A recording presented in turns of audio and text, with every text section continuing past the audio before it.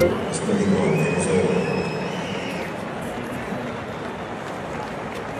better be kidding me.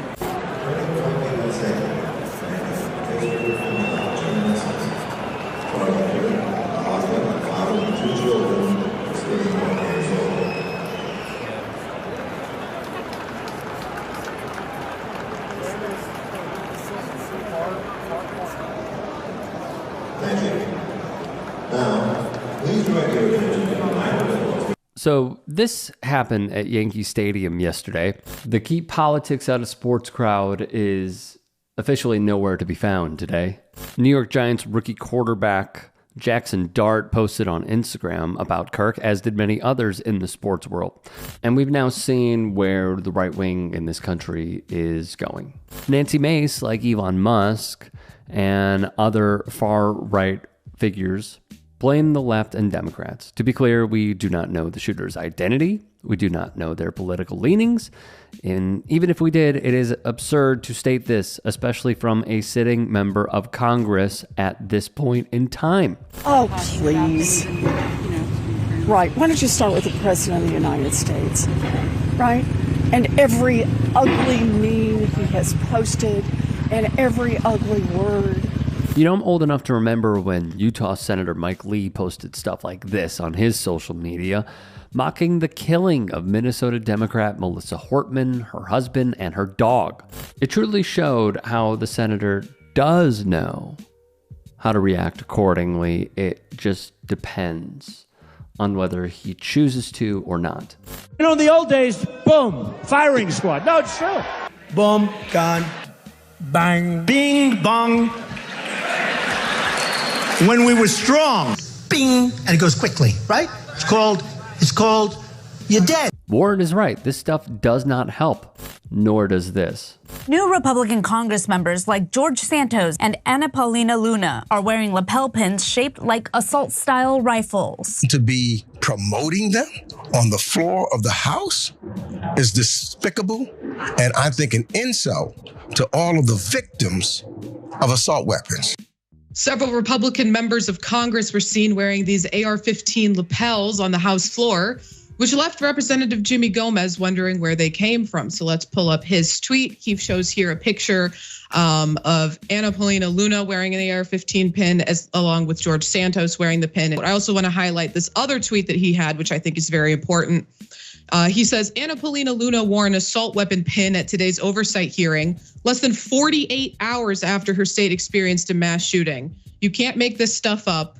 This isn't the flex you think it is. So to what he was saying, Ana Paulina Luna is a representative from Florida, where 11 people were the victims of a mass drive-by shooting on Tuesday. So that's why she chose to put that pin on. Let's also not forget, in September of 2024, USA Today published this piece, which read, more than 1 in 4 Republicans and nearly 1 in 3 Republicans with a favorable view of former President Donald Trump say political violence is acceptable, a new study found. Robert Jones, the president of the Public Religion Research Institute, a nonprofit research organization, told the outlet, this is not just a partisan issue, it's a Trump and MAGA issue. It's the kind of Trumpian takeover of the Republican Party. Congress.gov published a report on domestic extremist-related killings in the United States by perpetrator affiliation from the years 2012 to 2021. 75% of all deaths that were accounted for came at the hands of right-wing extremists. And while Kirk did state this, I think it's worth it. I think it's worth to have a cost of, unfortunately, some gun deaths every single year so that we can have the Second Amendment to protect our other God-given rights. That is a prudent deal. It is rational. Nobody talks like this. They live in a complete alternate universe. The correct response in all of this came from New York Congresswoman Alexandria Ocasio-Cortez. Here is what she said on the steps of the Capitol to the press that were interviewing other politicians as well. You know, beyond rhetoric, we need to talk about action, and we need to talk about, yes, there are words, but most importantly, we are in a job of of leadership. We are in a job of action. We are in a role and a position where the American people are looking to us to do something about this. And every single day, people are dying due to gun violence in America. And every single day, there are people in this building that continue to vote against doing anything. They vote against universal background checks. They continue to support legislation and also remove any way to block the mentally ill, to block extremists, to block people with histories and records of domestic violence from getting guns in their hands. So are we going to do something about this or not? We have a political assassination that happened at the same time as a school shooting where children are dying on the same day, a week after a shooting at a Catholic school where children were gunned down while praying. Are we going to do something or are we going to argue over rhetoric? That is my question about this. We have to pass gun safety legislation and stop this. So I said this yesterday. I need to make it clear again today. No one ever should be killed for a political belief. I disagree with him on almost everything. The way to win is to borrow one term in the marketplace of ideas. The way to win, because he garnered a lot of support through social media, also through hatred, but through social media, is to out social media him. Like we have popular policy choices, and it gets deeply misconstrued because as much as he framed media as Jewish elite and stuff like that, the media is predominantly right-wing.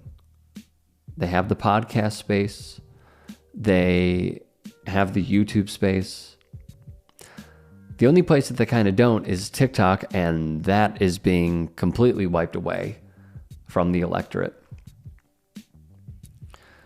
And I think what just really gets me is AOC is saying, let's do something as legislators, as we were voted in to do.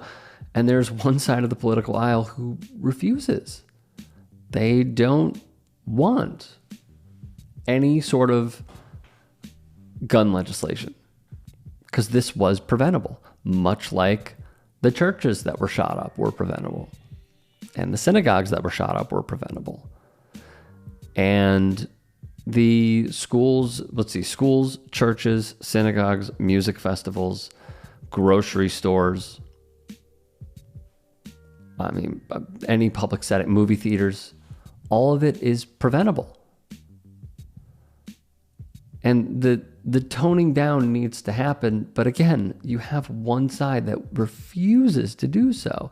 And the reason they refuse to do so is rather simple. They must always, at all times, keep it notched up to a 10 or try to break the Richter scale because it benefits their side. Go online and see what people are saying. It is daunting. So I am sorry to the Kirk family. I am sorry for all those who are affected by gun violence every year because this isn't the way. It is preventable. Other countries have figured it out. Why haven't we? It also goes back to answering that rhetorical question, which is money in politics. Because the gun lobby spends a lot of money to keep these loose laws or lack thereof enacted.